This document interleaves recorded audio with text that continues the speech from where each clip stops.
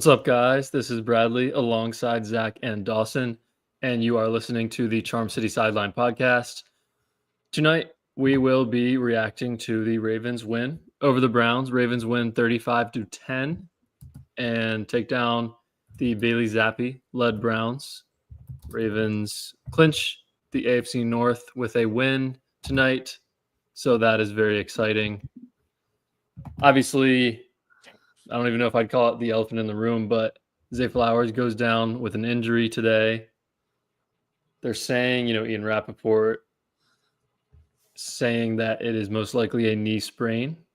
I've been looking at a lot of doctors on Twitter and all that stuff. Sort of the consensus that I'm seeing is possibly a 2 to 4 week injury.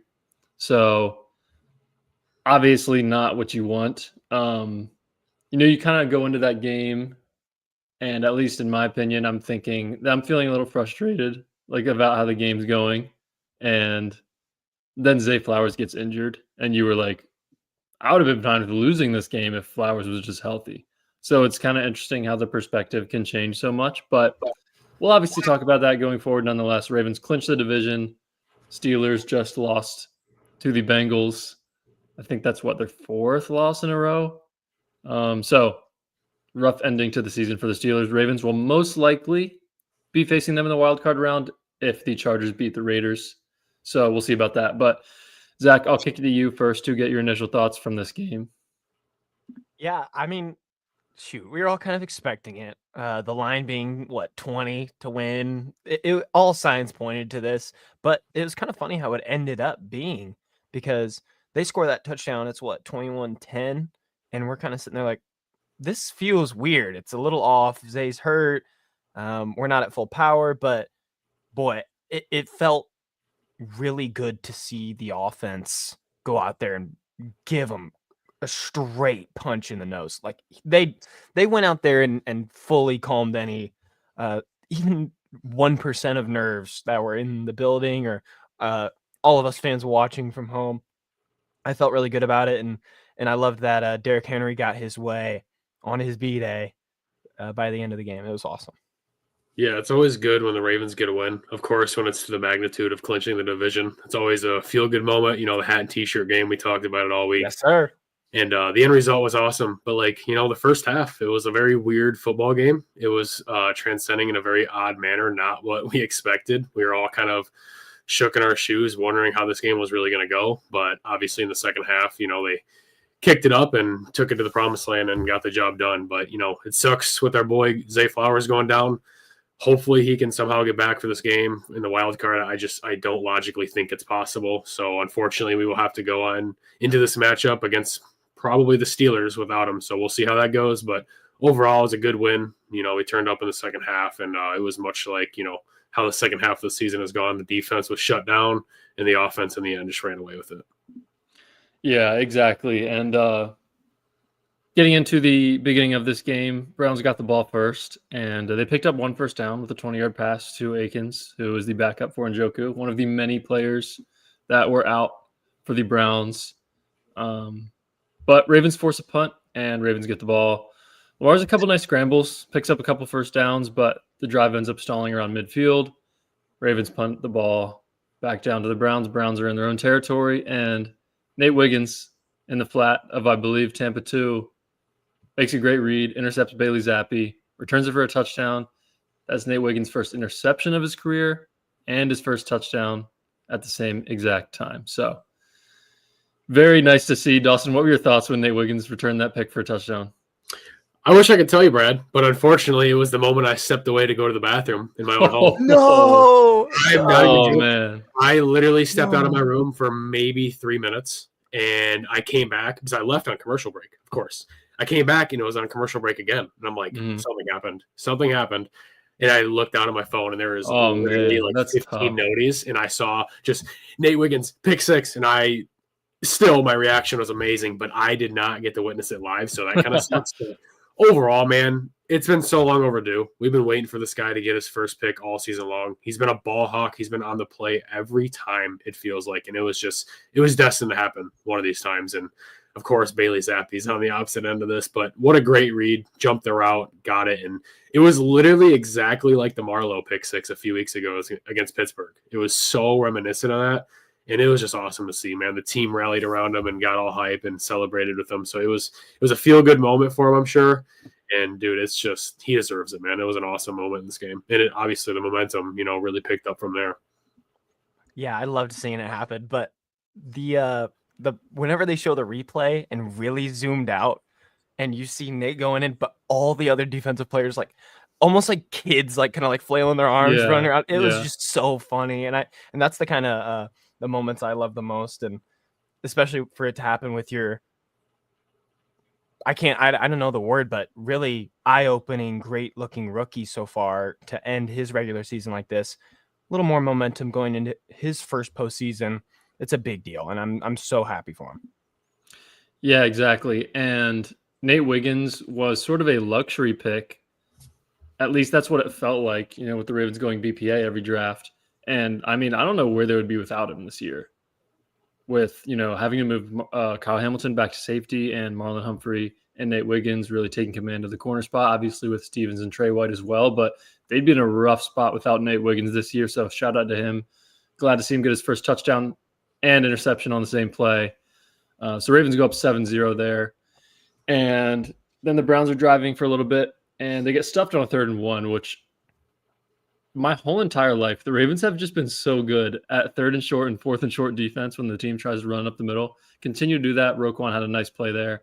And then 4th and 1, Zappi tries to go over the middle, and Humphrey makes a great play. I mean, the ball skills from Humphrey this year have been beautiful. Defensive player of the year type stuff we see there from Marlowe, man. He has been incredible all season long. I mean, you could seriously sit down and have a conversation with somebody that this is the best Marlon Humphrey we've ever seen. And obviously we've seen fantastic seasons from him, but he is on another level this year, dude. And he is just playing at an all-time level, dude. It's incredible. And that pass breakup was just like we've seen all season long. That was very close to being a back-to-back interception. He could have had it, but great play nonetheless, man. And it just kind of kept that team down and kept the momentum on the defensive side. Yeah, and then Ravens start driving the ball down and end up getting a 4th and 1 situation, which Ravens ended up turning the ball over on downs twice in this one. But this was a situation where, I don't know about you guys, but Monken felt, I feel like weird is just the best way to describe it to me. The play calling seemed a little off. I mean, it's obviously that's going to happen when Derrick Henry can't get going in the run game at first, but 4th and 1, I don't know if I love that play call, but it's a zone read. Lamar gets to the outside, nowhere to go, and he tries to flip it to Derrick Henry, and it's close to being a touchdown. Obviously, an improvised play there, but I don't know. It was just weird. This whole beginning of the game on the offensive side of the ball was kind of weird in my opinion, but I don't know. You guys have any thoughts on that play or sequence or anything? Kind of glad that you pointed out that it was an improvised play, because I think there's a lot of people that literally think it was the play call. And I don't think Derrick Henry was expecting that ball to come near him. It was a very weird play. I get it's Lamar trying to do what he does best and make plays happen out of nothing. And I'm fine with that. But the Ravens were getting really cute in the first half in a game where they should have been up early. I mean, this is a game where by halftime, this game should have probably been completely in our direction. And it wasn't, which is fine because in the end it was. But this is a game where in the first half, man, it was very questionable play calling. It was very weird decision making, and we were all unsure of what the Ravens were trying to do. But I think they got their heads back on in the right way in the second half, because it was a complete night and day difference from the team we saw the final 30 minutes opposed to the first 30. Mm-hmm. And really to see that the switch up is also, a great sign in and of itself. Some teams, including someone like Pittsburgh tonight, if you watch that game, just kind of can't fully play a game at their best ability. And even if they started bad, they couldn't really turn it around. They tried at the very last second, and that's honestly little shades of the very young Lamar Ravens, where they would kind of have a chance and get it at the very, very end, and then it was just too late. And nowadays, we've been getting going. There was never a loss of confidence really in this game. We knew that we were going to win and win big. And I'm glad that even with a rocky start, that our team can and beat it on a capable team, but a team they're supposed to dominate. And then the Browns' next possession, they go with DTR at quarterback, which it was rumored that they were going to be playing multiple different quarterbacks. He only lasted one drive. They picked up one first down, then they punted it back to the Ravens. And so Ravens get the ball back up 7-0, and they go on a 7-play, 47-yard touchdown drive. This drive was stressful. Bateman got hurt on a play over the middle, ended up just getting the wind knocked out of him, but at first it looked really bad. He was just lying on the grass. And then Lamar throws a screen to Zay Flowers, picks up 12 yards, but you saw him clutching his knee right away. And at first, it looked like a torn ACL with like the reaction or some type of torn ligament in a knee. And then it looked a little more positive with possibly just being a contusion. And then after the news we know now, it's probably a sprain, which is sort of in between the two. If it would have just been a bruise, he probably would have been able to go next week. But I don't know, just definitely an unfortunate situation. You saw Harbaugh look really distressed on the sideline, probably one of the most frustrated I've seen him all year. But I don't know. Lamar goes down, hits Andrews, beautiful throw in the back corner of the end zone right after that. But Zach, I guess, how do you feel about the Zay Flowers injury? And we'll talk about it more. We got 2 episodes this coming week, but what is the first thing that comes to your mind?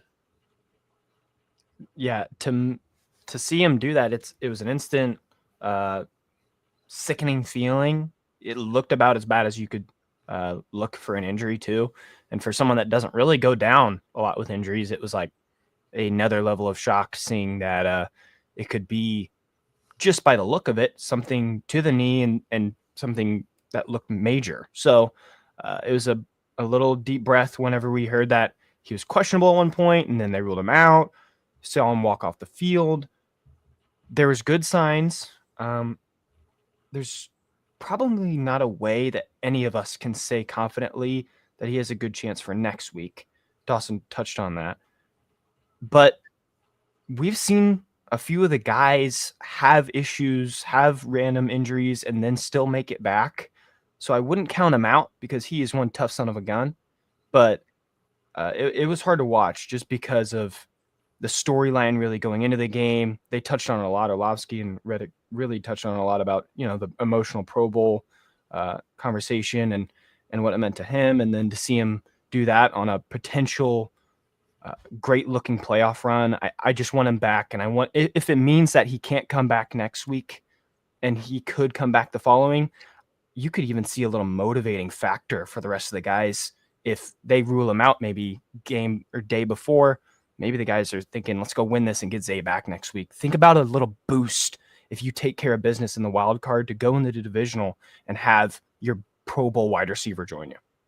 Yeah, and it would be the perfect situation here, not to get into this, but if the Deontay Johnson trade was working in our favor this season, this is kind of why they did the trade, in hopes of, if a situation like this comes up, that you have a guy behind him that you can trust and not have to freak out and panic as far as who's going to be, leading your wide receiver group. And this season, we can confidently say, though, that Rashad Bateman has been incredible. I mean, he's a borderline wide receiver 1. He's a touchdown machine. And we got to feel pretty good right now considering him as our wide receiver 1, if that is what we do, going into this wild card matchup, rather than years prior when, no disrespect or shade towards him, he just wasn't really – he didn't break out as a wide receiver yet. He hasn't broke out as a legitimate weapon like he has this season. So if and when Zay Flowers is out for the wildcard games, I'd probably say there's a pretty good chance that he's not playing next week. I'm just being honest. I'm just trying to expect the worst. So if we get any better news, it makes it even better. But I got to feel pretty good with Rashad Bateman leading the wide receiver core, honestly. And then you got a guy like Nelson Aguilar who hasn't played in some time. He's well rested up. Not really sure why he wasn't playing today because he was in practice all week. So we'll see when he comes back. But, I mean, it sucks when you lose your 1,000-yard wide receiver 100%, and this could be me just trying to cope with it.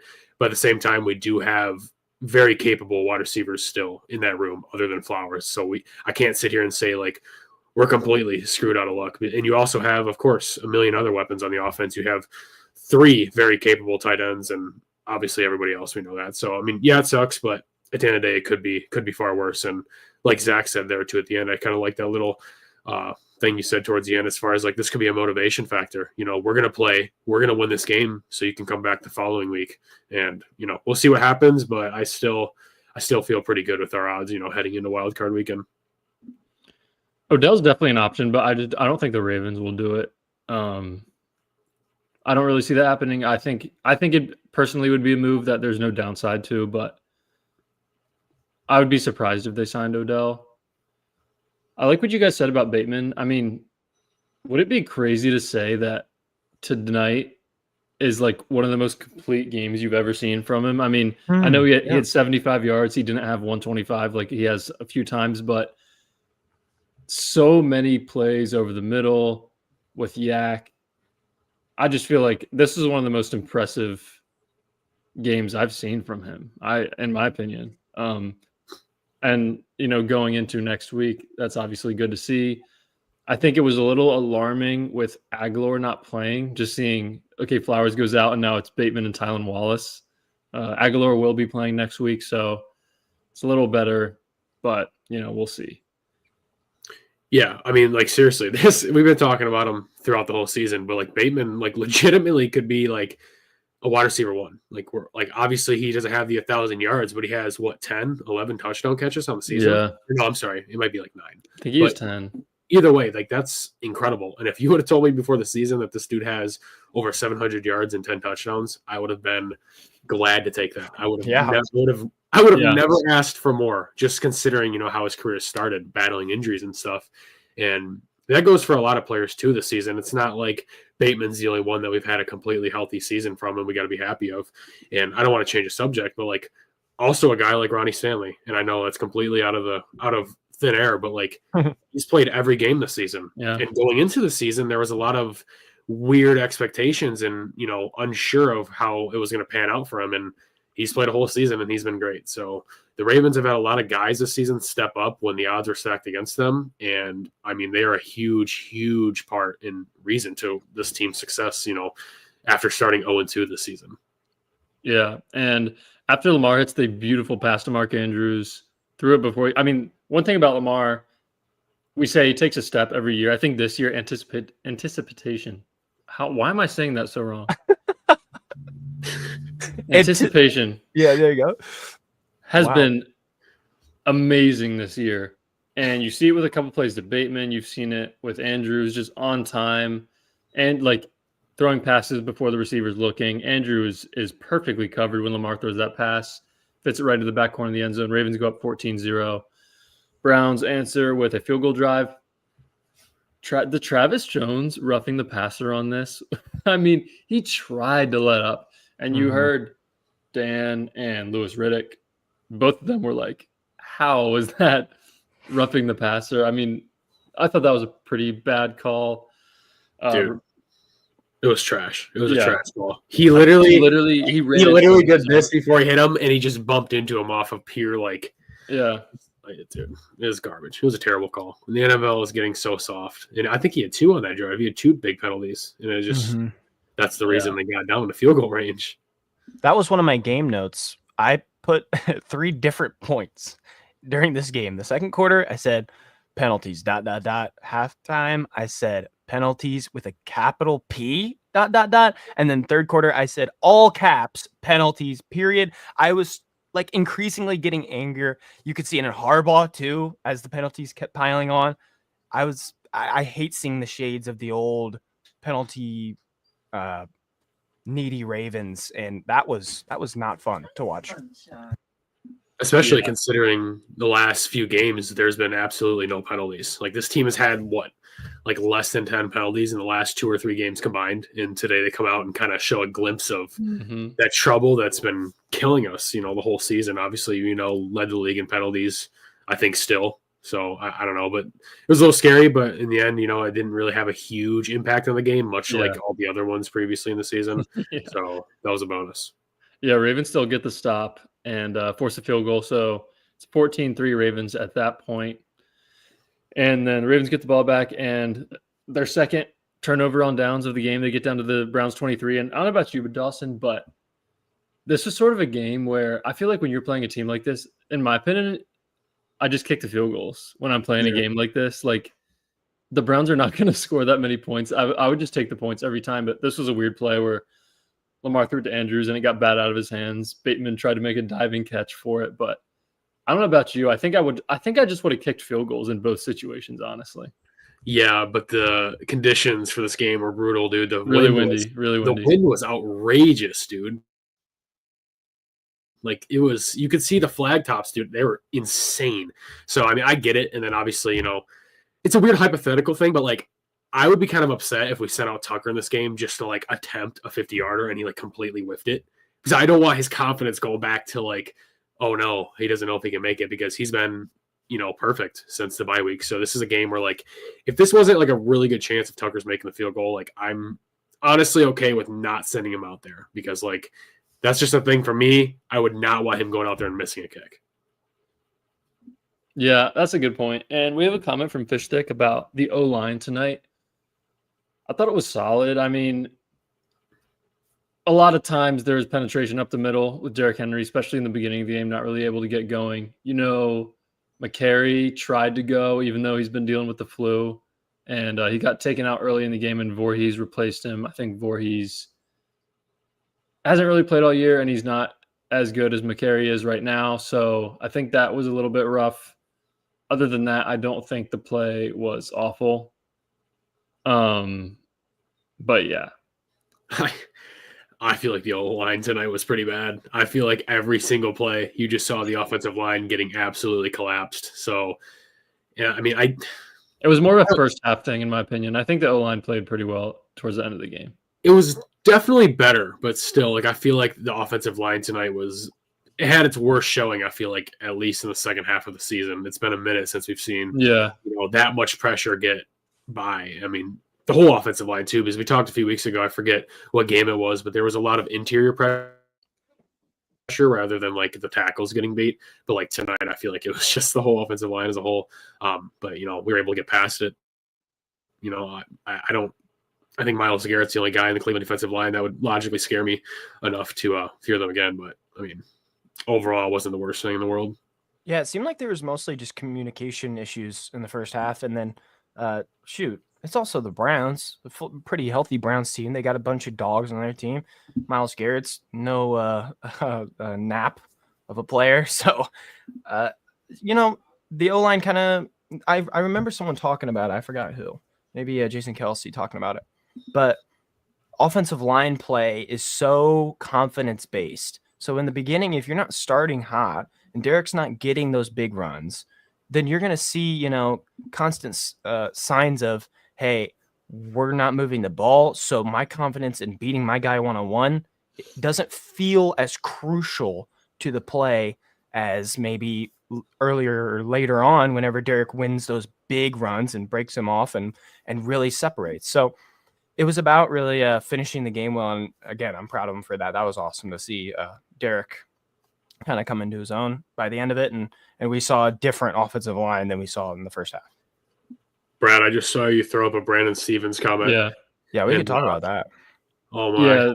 I think you guys can all know by now. And if you don't, Brandon Stevens is some guy that I don't have a great relationship with. Not a big Brandon Stevens guy, and it's unfortunate because I was a big fan of him last season. And I just this season, man, again, he is a huge liability to this defense. And I said this a few weeks ago, and I don't remember which pod it was or what game or whatever, but every single time, I'm telling you, a team finds momentum against us on the offensive side of the ball. Anytime they can expose our defense, it's always them just going right after Brandon Stevens and attacking him. They know he's our biggest weakness, and he always gets just absolutely torched. Like, I'm telling you, this guy, he's got no ball skills. And I will say the touchdown that they originally called today, that was a touchdown, then they, overturned it. That was a great play by him. I'm not going to bash him for that. That was a great play. Good awareness to kind of poke that ball out because it would have been a touchdown. But overall, dude, he's always getting torched. And it's crazy to me how he's like not splitting reps with Tre'Davious White or somebody at this point. Like it's pretty bad. And I'm going to be scared if we match up against a offense in the playoffs and they have a legitimate wide receiver one. I mean, George Pickens. I mean, obviously Marlowe's probably going to be on him, but if you see another team with depth at wide receiver, man, I do not want to see the outcome of them torching Brandon Stevens and going after him, throughout the whole game. Yeah, sadly, Stevens has become a name that that looks like opposing teams tend to circle. That whole drive later on in the fourth was also eye-opening. It was constantly going to whoever Brandon Stevens was guarding. It was zappy first read. It's like, oh, Stevens on him, boom, get it out of my hands. And it was a catch. And if it wasn't, it was almost a touchdown the one time.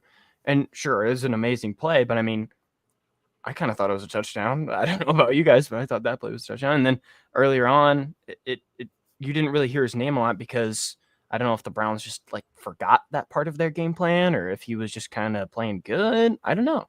But I'm sadly leaning towards Dawson's side of it. I think of more as a liability, and it makes me sad. Yeah, that it's a great comment there from D Money. Nate Wiggins and Marlowe should be more of the focal point. And sure, you got three corners on the field, but those two making as much plays as they are, and Stevens not particularly joining in on that fun, it hurts to watch because we know how much potential he has, and last season showed it. So it just sucks. Yeah, and it was that drive in the second half where Jamari Thrash had the touchdown that was called back. And like you said, Dawson, Stevens made a great play. And I think there was another play earlier in the game. And I do think, and I know you guys know I defend Stevens more than you guys do. Yeah. But I think he's a little handsy, obviously. But I think that after being called for a lot of PIs earlier in the season, I think refs are more prone to throw the flag when he's in coverage. Mm-hmm. I think they are. I think that is a thing. I think he made a good play on Judy over the middle earlier this game. Was there like slightly early, and I think 75% of the time that's not called. I think he was on man on Akins on the touchdown. That was right after he stripped the ball out of Thrash, but definitely tough. But this is what happens when, like, listen, if Marcus Williams works out and you have Williams and Eddie Jackson or Ardarius Washington deep, you have Hamilton in the slot and you have Marlon and Wiggins on the outside, and Stevens isn't even playing. But I think people talk about moving Hamilton back as like all sunshines and rainbows, but there's a little bit of a domino effect when you do that, and that's Stevens being a starting outside corner, 60 snaps a game. But I don't know. I think Trey White is solid too. I don't think he's perfect either. Wiggins and Marlon are playing great though. But in terms of where we were at, the Ravens got the ball back with a little bit of time left before halftime. And again, we talk about the penalties, where it's a great play design for Monken, where Lamar. Oh, yes. Lamar, it's like sort of a draw, and you get all these offensive line out in front, and Lamar gets to like the 33. And Tucker's going to kick a field goal right before halftime, and it's a legal shift, which I might blame that one on Lamar. I think you need to, like, are you going to blame Keaton Mitchell or Lamar? Like, oh, it's on Lamar. I think I'd blame Lamar there. Like, you got to wait for him to get set or tell him to get set. That was rough. Kind of took a field goal away. Obviously, in the moment, it doesn't matter that much because you know who the opponent is, but that cannot be happening in the playoffs. Took 3 points off the board in this one. Yeah, I'd probably agree. That's probably on Lamar in that one, not getting him set, not telling him because he was just running behind him. But I mean, it was a really good play design. I really agree with that. It was when it happened, I'm like, holy crap! And then of course, flag and comes back. But yeah, I was kind of surprised by how far back the Browns were playing. I was like, there's still like 12 seconds. Like, easily Ravens couldn't get out of bounds here. They kind of gave that to them, and Ravens couldn't take advantage. But go to halftime, 14-3, and this sort of a situation where you're feeling frustrated and Zay Flowers got injured, so the vibes were not high. But what we've seen so many times this season, and, I was proud to see it again, Ravens come out of halftime, 7-play, 70-yard touchdown drive. Derrick Henry starts with a 25-yard run, and you're like, okay, like, Ravens are good. Lamar hits Mark Andrews for a 30-yard catch. Do you guys, that throw down the seam was insane. That's like, Lamar's gotten a couple comparisons to Aaron Rodgers this year with the passer rating, and I've even seen a couple side-by-side throws. That was an Aaron Rodgers throw right over the shoulder. It's one of those plays where if the defender's looking, it's probably going to be a pick, but the quarterback knows that the defender's not going to be looking. Fires it right in there, and then Lamar hits what I call his Steph Curry touchdown pass to Rashad Bateman. Is that his third time this year turning around when the ball's in the air? So that was pretty cool. Was that Bateman's 9th or 10th touchdown of the season? I believe it's his 9th. Yeah. You can fact check me, but I'm pretty sure it's his 9th, which is crazy. Yeah. You know, the video of Lamar when he throws those touchdowns and turns around, the ball's in midair and he's already like selling like he's Steph Curry. It's amazing. It's that's crazy. insane. I'm thinking about post it tomorrow on Instagram. It's just too cool to overlook. Mm-hmm. Yeah, 9 young gorilla. You said, yeah, I appreciate that. Yeah, that's crazy, dude. That's wild. I'm so happy for Rashad Bateman, dude. He's beating all the allegations. He's finally breaking out, dude. It's been so long overdue. And Dafe Owe, we're gonna be on the topic of double-digit sacks. We're gonna be on the topic of the 21 draft class first round picks we had. I mean, dude, Dafe Owe, 10 sacks, double-digit sack club. Yeah. What is the coincidence that both of them in the same year finally break out and have their best years yet? We've been calling these guys like borderline bust picks, and now in the same year they both have the best career year yet. So heck yeah, dude. Chuck Smith, shout out. You are an amazing man, amazing coach. We appreciate you so much in Baltimore. You've done great things. Yeah, and I was watching the game with my dad, and that play when Owe was trying to chase down Zappy, my dad was like, double digits. And he finally got there. So that was cool to see. I mean, realistically, he should probably have like 18 because he's missed so many. But I saw a clip on Mic'd Up when I think it was Chuck Smith talking to him after a play. He was like, "You run a 4-3, like just go get him." And Owe was like, "Yeah, I know." I thought that was cool. But after that, Ravens are up 21-3. Browns go 3 and out. Ravens get to Cleveland 38 after a delay game. The delay games in this game, they were calling them the second zeros for both teams.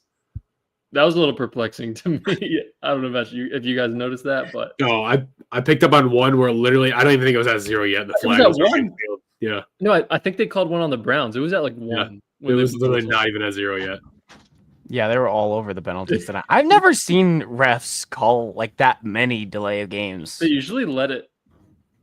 Like refs are taught to you see zero, and then you look down and see if they've snapped it yet. And usually they just let it go. Yeah. There was also a bunch of really bad spots in this game too.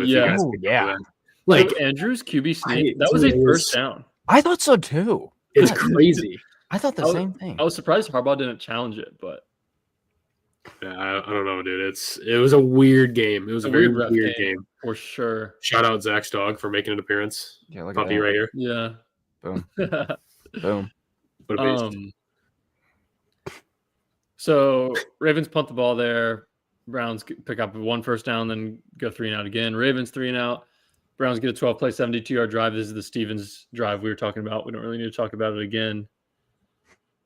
Real quick, I guess though, if you guys were a ref in that situation, would you call that a touchdown or not a touchdown? No. I don't think it was a touchdown. Nope.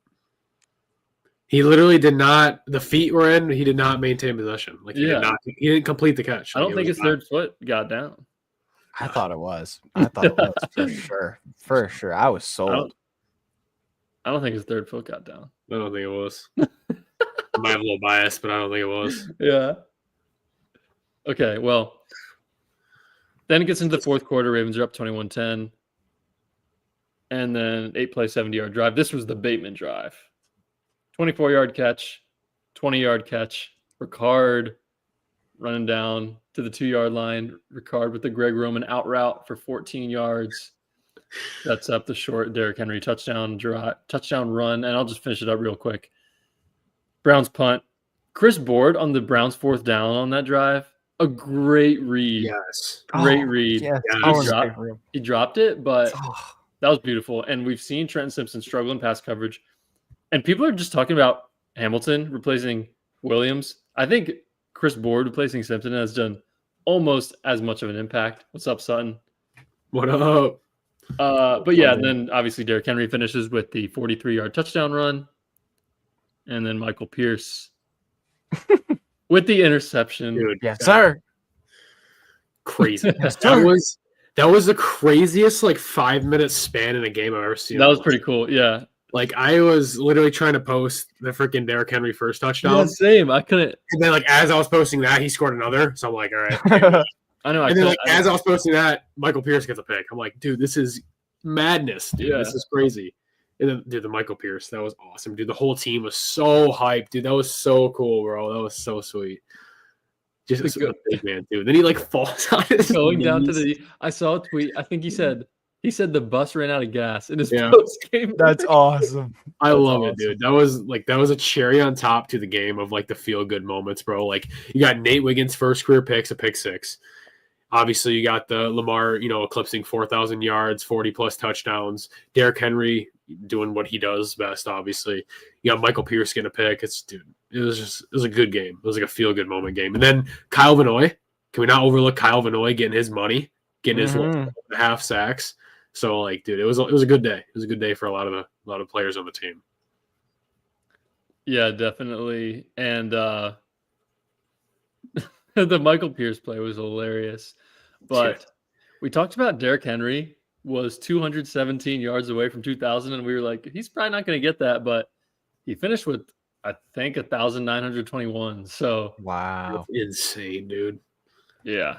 Like before the season, dude, I had expectations that this guy was going to run for like 1,300, maybe like 8 to 10 touchdowns. And dude, almost 2,000 yards, 16 touchdowns, dude. It's just unreal, dude. Yeah, to think that we had expectations of that, like that's an elite running back. Yes. Like that's a ridiculous stat line that you just said, Dawson. 1,310, dude. Yeah. I would be so happy. This is almost being swept under the rug a little bit, at least for me. Yeah, I have swept the Derrick Henry amazingness under the rug just due to the fact that Lamar is having the season he's having, and you might have noticed RG3 spelling his name wrong, but also tweeting out that don't take away Derrick Henry's or don't take away Lamar's greatness because of Derrick Henry. Mm-hmm. It's the fact that both of them are having these ridiculous seasons. I said it on the last podcast, but I just want to say it again. How in the world is this even possible? Like the stat they put up, third all time in yards per play? Yeah, for an that's offense? insane. We're watching a historic level offense, and I'm proud to say I'm watching it. I'm proud to say that we're Ravens fans watching it. It's just all ridiculous. Let's not exclude anyone from the party. Yeah. Ravens rushed for 220 yards today, 6.3 yards a carry. I mean, just a dominant offense. Like we mentioned, I mean, struggled in the first half. They scored 35 points. I mean, that's ridiculous. It's insane. That's and 4 straight games of 30 plus points. Ooh, yeah, good point there. 6 straight games of a Mark Andrews touchdown. That's amazing. Ooh. That's crazy. Yeah. Roquan Smith, youngest player to reach 1,000 tackles. Wow. At 27 years old, Roquan Smith. Him and Lamar both being 27 is insane. It's like you go ahead, Brad. They've both been in the league for 7 years, and they're only 27. That's insane. Like there were so many things in this game that was like records. Like you can literally, Derrick Henry I think has the most rushing touchdowns by any running back in Ravens history in a single season, and then you have obviously the whole Lamar thing, and then Mark Andrews has I think the most reception touchdowns by a tight end in a single season by a Raven. So it's like, dude, there are so many. There was so many records in this game. It was ridiculous. And it's the last week of the season. Obviously, that's usually when they all come around. But dude, it was just like one thing after another. I'm like, dude, like this is crazy how many guys are having like career seasons. And kind of like Zach said, we're kind of just sweeping them under the rug. And it's going to be a thing where like later on, we're like, whoa, like holy, like this team was wow. And man, we all pray that this is the team that can get it done, man, when it means the most, because we've had a lot of teams, to this caliber almost. So hopefully this year's different. Yeah, and it kind of sucks because I don't know about you guys, but I would probably be nothing but positive vibes right now if Flowers just doesn't get injured. I mean, the first half was ugly, but finishing 35-10, I mean, they covered. So it's like not a big deal at all. I mean, that just really sucks. Well, like, we can jump into it now since this is actually kind of leads us into it, Brad. Like, I feel the same way. Like, obviously, it sucks losing Flowers. We've talked about this, but like the same time, like since we're gonna have Pittsburgh or Chargers coming over, we're gonna have a rematch either way. I do honestly feel really good about our chances still, either against Pittsburgh or the Chargers. Like, if we didn't have a 2,000-yard rusher, it'd be completely different. Like, if we didn't have the Derrick Henry, I'd be like a little worried. But like, honestly, dude, I know the fears of Pittsburgh. They own us, and they always play us tough. But like, we played them just a few weeks ago in Baltimore, and it was a pretty one-sided game. So I know any game, any given week, but like, honestly, because it's looking like we're gonna have Pittsburgh again coming over to Baltimore for Wild Card Weekend. I do really like our chances in this game. They were at home tonight and looked awful against the Cincinnati Bengals team that I know is a lot better than their record says. But like, I do feel really good if we get Pittsburgh Wild Card Weekend. Like, their offense looks awful right now. Like, their offense is just not good, and their defense is good, but at the same time, they're so inconsistent, and there's just a lot of vulnerabilities on that team that I think we could expose once again. And I think that this would be a rematch, much like a few weeks ago, that the Ravens could potentially exploit them and come away with a pretty big win. I'm not going to sit here and get too far ahead of ourselves, but like, I mean, yeah, like you said, Brad, I have a little bit of a worry, but I do think this offense can run through Pittsburgh still, even without a guy like Flowers. Yeah, we had the conversation on the Q&A between Steelers or Chargers. Without Zay, the whole conversation that we had goes out the door. I really don't know who I'd pick, but Dawson, you kind of nailed it there. That Steelers are in some kind of trouble, and the only thing that they can hang their hat on is the fact that they have they're 2-8 against, or Ravens are 2-8 against them in their last 10. So they still have the confidence. They're going to have the confidence whenever they go over the game film. They're going to have the confidence walking into our stadium still whenever they get a chance, because they know that there is a weird mental energy towards them.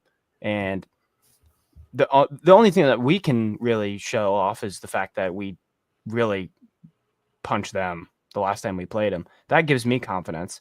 But Zay had a great game, and that's what scares me the most. And I hope he can play.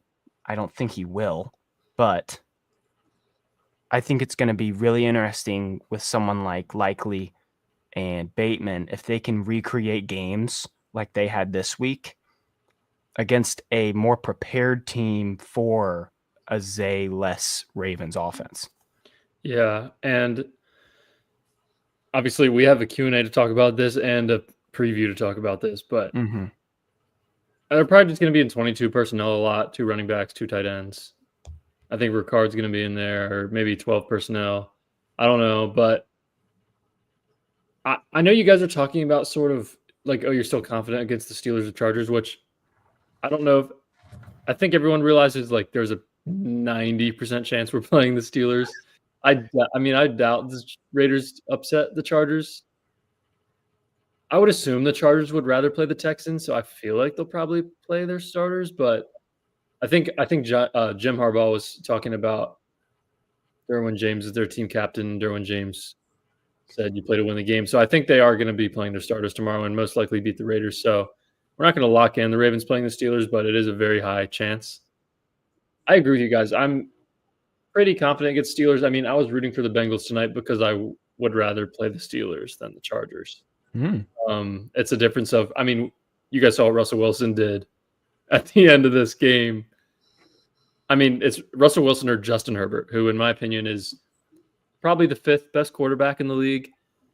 So you take that. But in terms of Zay Flowers, I'm more concerned that, like, I mean, if it's an LCL sprain, that's like 2 to 3 to 4 weeks. Like, there's a chance that he's just like out until the Super Bowl if the Ravens are to make it there. I mean, I think a lot of people are acting like, oh, maybe he doesn't play next week and he'll be back for the Bills game. Like, he could be out for the whole playoffs. I do think if the Ravens make the Super Bowl, I'd say there's like 100% chance he plays in that. But is that 5 weeks away? But, I mean, he could be out 2 games. He could be out 3 games. It's just – I mean, I'm pretty stressed about it. And it's like people are also saying like, oh, when he comes back, can he play on a limited basis? But it's like, yeah, exactly. He's not going to be 100% when he does come back. What makes Zay Flowers so good is his speed, and that's obviously not going to be – he's not going to have it with this injury. So it's like even when he does come back, it's like how effective is he going to be? He's obviously still going to be a good receiver, but it's like, is he going to be Zay Flowers? Is he going to be the 1,000-yard wide receiver who runs a freaking, 4.3? It's like, who knows, dude? So it's kind of scary to think about because that's your number one guy. But I don't know, man. Of course, this happens like week 18. Of course, this happens literally the week before our wild card game. Like, knock on wood, we've been really healthy. This team's been very healthy all season long up until tonight. And now, of course, it hits us. And it's like, really, like, you don't wish injury upon anybody, but it's like, did it have to happen to Zay Flowers? It's unfortunate, man. It sucks. And there was a ton of injury scares in this game, but luckily, it looks like Zay Flowers is unfortunately the only one that went down. But I don't know, man. Tez Walker time, I guess. Yeah, I hope the other guys can step up. And Raven76 here in the chat is mentioning my knight in shining armor, Justice Hill. Hopefully a different spark to the offense can come back next game and help balance out our passing game. I think Keaton was fine. I think Derek has been pretty good in the passing game, but man, we miss a few extra 10-yard, 15-yard gains when Justice isn't out there. And I think we get that. And in a game against Pittsburgh again, where he can make some big plays, that's going to pump me up. That's not going to be the full Band-Aid over the Zay Flowers wound, but it'll do the trick for a little bit. Yeah, we've been talking about Justice Hill being an unsung hero of this offense the whole season. I mean, the dude's been incredible. Like he's been great. He's solidified himself as one of the best, I would say top 3 pass catching backs in the NFL, and it's been so valuable to this offense.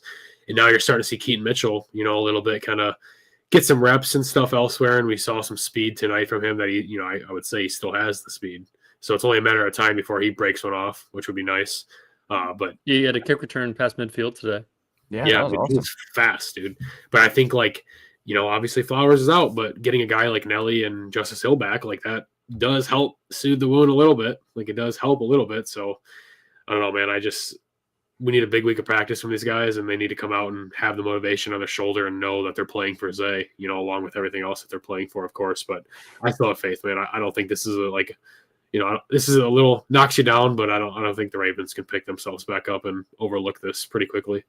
And not to mention Zay Flowers is a very tough guy. We know this. He's been very tough so far throughout his career. So, if he can be out there, man, he's going to be out there. Yeah, and it's going to be complicated where it's going to be a situation probably where it's like, do you want to play against the Steelers and risk further injury, or do you want to hope that the Ravens beat the Steelers and maybe you can come back for the Bills game? Or that could be the same situation for the divisional round. Do you want to play against the Bills, or do you want to hold out and hope that you can be able to play in the AFC Championship? I mean, it's rough. It's rough.